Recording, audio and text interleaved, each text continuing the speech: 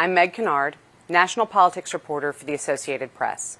South Carolina is considered a critical state for the Republicans competing for their party's 2024 presidential nomination. The state holds the first GOP balloting in the South, coming in fourth overall, behind Iowa, New Hampshire, and Nevada. It is often seen as a bellwether for the other southern states that vote as part of the Super Tuesday contests.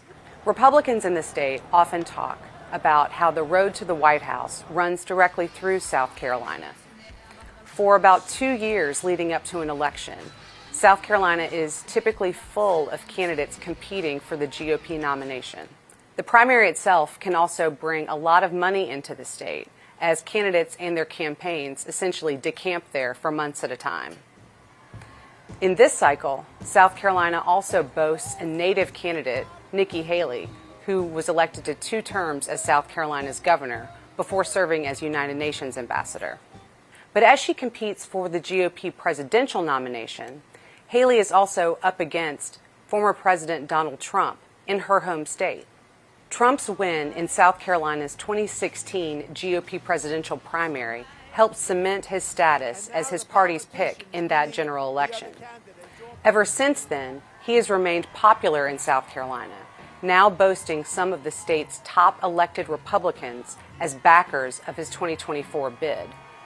Those include current Governor Henry McMaster, who in 2016 was the first statewide elected official in the country to back Trump's first bid.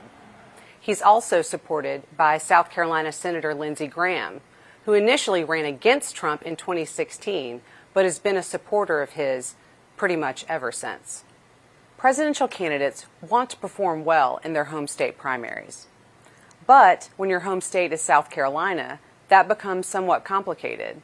It's not only important in the overall GOP nominating calendar, but it's also a state where Donald Trump has maintained high levels of popularity ever since he first served in office. That can present complications for a candidate like Haley when it comes to competing in South Carolina's primary.